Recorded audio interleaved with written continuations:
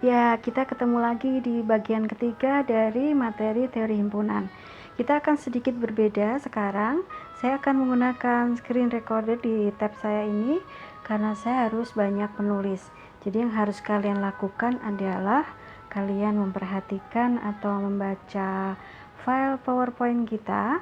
Kemudian kalian harus sambil mendengarkan suara saya dan melihat saya menulis, ya. Nah, ini tinggal sedikit saja yang kita bicarakan di pertemuan kita hari ini. Kita akan bicara tentang himpunan bagian. Kalian bisa baca mulai dari slide ke berapa itu ya? Ke 9. Ya, mulai dari slide ke 9 sampai seterusnya. Silahkan kalian baca itu ya. Nah, mari kita awali dengan definisi dulu. Himpunan A disebut himpunan bagian dari himpunan B bila A tercakup pada himpunan B. Sekali lagi, himpunan A disebut himpunan bagian dari himpunan B bila A tercakup dalam B. Mari kita gambar seperti apa sih sebetulnya? Ya, kalau ini adalah diagram Venn. Kemudian di sini adalah himpunan A. Menurut kalian di mana posisinya himpunan B? Ya, dikatakan di situ A tercakup dalam B. Itu berarti bahwa himpunan A harus berada di dalam himpunan B. Ini namanya tercakup. Nah, kalau kondisinya seperti ini huruf A ya, bukan angka 4. Maka kita katakan bahwa A adalah himpunan bagian dari B. Ya. Nah, kalau kita balik berarti misalkan B yang ada di dalam, misalnya di sini ada C. Ya. Kita katakan bahwa himpunan C adalah himpunan bagian dari himpunan A. Ya. Paham ya? Nah, sekarang kita lanjut. Di slide ke-9 masih dijelaskan bahwa ada dua macam simbol himpunan bagian. Ada yang seperti ini, ada yang seperti ini saja. Ini bukan huruf C tapi simbol himpunan bagian. Yang seperti ini kita baca sebagai himpunan bagian. Nah, sedangkan yang bawah kita baca sebagai himpunan bagian sejati. Nah, kita lihat apa bedanya. Apa bedanya yang sejati dan yang tidak sejati. Nah, perbedaannya itu ada di sini sebetulnya. Itu ada tanda sama dengannya. Dan justru yang ada sama dengannya itu bukan himpunan bagian sejati, hanya himpunan bagian saja. Mari kita lihat definisinya. Saya kembalikan dulu ke biru. Ya, yang atas, A adalah himpunan bagian dari B. Jadi setiap elemen A adalah elemen B juga. Tetapi tetap ada kemungkinan bahwa A itu sama dengan B. Ya, tetap ada kemungkinan bahwa A sama dengan B. Bagaimana dengan yang kedua, himpunan bagian sejati? Jadi nggak pakai tanda sama dengan ya. A adalah himpunan bagian sejati dari B. Jadi setiap elemen A adalah elemen B juga, tetapi A tidak sama dengan B. Jadi apa bedanya antara himpunan bagian sejati dan yang tidak sejati? Ya, bedanya adalah pada ada atau tidak kemungkinan bahwa A itu sama dengan B. Kalau ada kemungkinan bahwa A itu sama dengan B, maka kita katakan A adalah himpunan bagian dari B, tanpa kata sejati. Tetapi kalau tidak mungkin A itu sama dengan B, maka kita katakan bahwa A adalah himpunan bagian sejati dari B. Ya, paham ya? Sekarang mari kita lihat slide berikutnya. Masih tentang himpunan bagian, kita lihat teorema. Jadi ada 4 teori yang berkaitan dengan himpunan bagian. Mari kita lihat satu persatu. Yang pertama mengatakan bahwa untuk sebarang himpunan A berlaku, himpunan itu 0 dicoret, kita baca himpunan kosong. Jadi teorema yang pertama mengatakan bahwa himpunan kosong itu adalah himpunan bagian dari A dan himpunan bagian dari S. S itu apa? Ya, semesta pembicaraan atau universal. Kemudian yang kedua, teori yang kedua mengatakan untuk sebarang A berlaku bahwa himpunan A itu adalah himpunan bagian dari dirinya sendiri. Ya, himpunan A adalah himpunan bagian dari himpunan A sendiri. Kemudian yang ketiga, teoremanya mengatakan jika A adalah himpunan bagian dari B, kemudian juga B adalah himpunan bagian dari C, maka A adalah himpunan bagian dari C. Mari kita gambar. Ya. Sekali lagi, ini adalah diagram Venn. A adalah himpunan bagian dari B. Jadi misalkan ini semestanya, kemudian ini adalah himpunan A, maka ini adalah himpunan B. A adalah himpunan bagian dari B. Kemudian B adalah himpunan bagian dari A. A dari C. Ini ya. Jadi B adalah himpunan bagian dari C. Maka bisa kita simpulkan bahwa A, ini himpunan A, adalah himpunan bagian dari C. Betul ya? Oke. Kemudian yang keempat, teoremanya mengatakan A akan sama dengan B. Himpunan A akan sama dengan B. Tadi kapan dikatakan sama? Kalau keduanya memiliki elemen yang sama. Jika dan hanya jika A adalah himpunan bagian dari B, dan begitu juga sebaliknya, B adalah himpunan bagian dari A. Jadi sekali lagi, teoremanya mengatakan A akan sama dengan B jika dan hanya jika dua syarat ini harus terpenuhi. A adalah himpunan bagian dari B dan sebaliknya B adalah himpunan bagian dari A. Nah, jadi itu teorema-teorema yang berlaku di himpunan bagian ya. Nah, semoga kalian paham. Kita akan lihat latihannya sekarang. Nah, ini yang bikin saya harus banyak menulis. Kita akan lihat contoh yang ada di slide ke-13.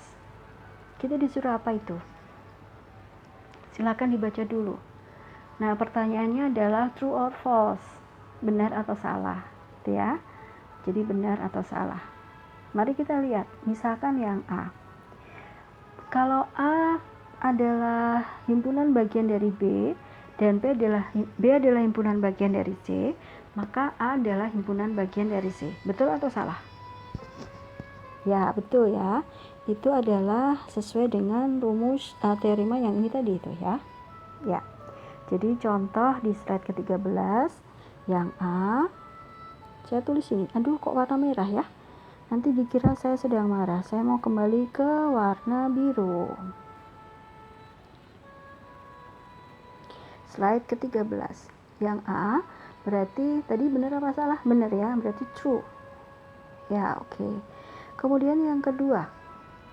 Kalau A adalah himpunan bagian dari B dan C adalah himpunan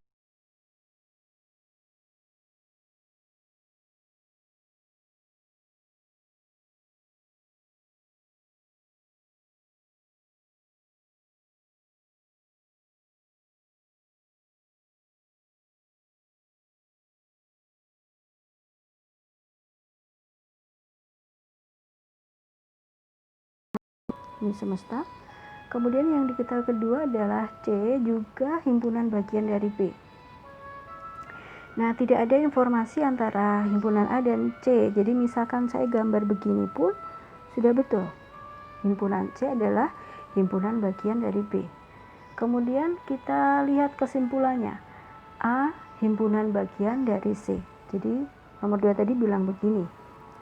Jika A adalah himpunan bagian dari B, kemudian yang kedua, dan C adalah juga himpunan bagian dari B, maka A adalah himpunan bagian dari C.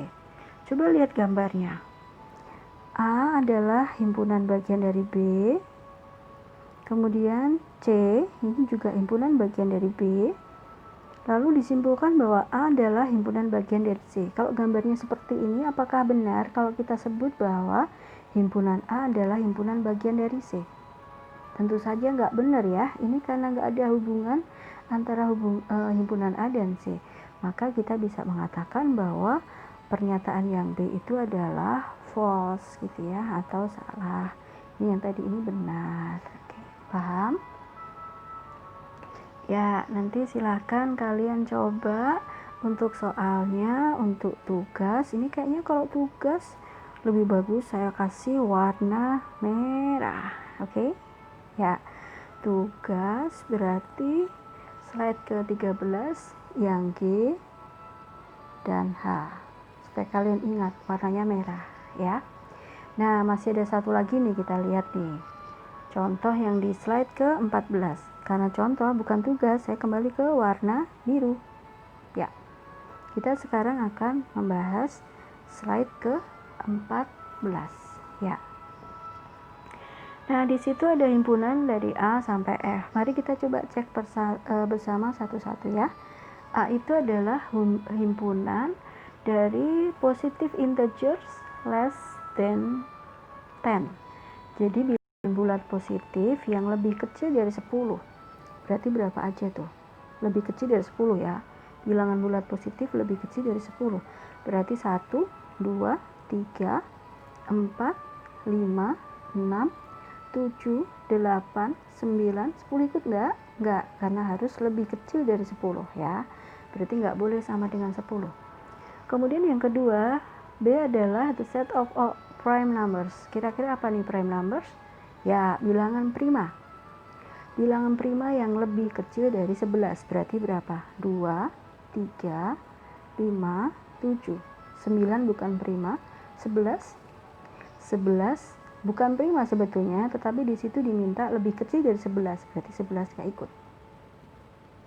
Kemudian yang C adalah himpunan bilangan odd numbers. Itu apa berarti? Bilangan ganjil yang lebih dari 1 tetapi kurang dari 6. Bilangan ganjil yang lebih besar dari 1 tetapi kurang dari 6. Berarti hanya 3 dan 5. Lalu D itu adalah himpunan yang anggotanya adalah elemen 1 dan 2. Sudah ditentukan begitu. Kemudian E adalah himpunan yang elemennya hanya angka 1. Lalu F, the set of all prime numbers less than 8. Semua bilangan prima yang kurang dari 8. Berarti 2, 3, 5, 7. Ya, kita sudah menyebutkan anggotanya dari masing-masing himpunan dari A sampai F. Sekarang silakan perhatikan. Di situ ada beberapa contoh. Misalkan dikatakan in addition we have, nah itu ya, kalian baca. C adalah himpunan bagian. Saya kasih warna yang lain ya.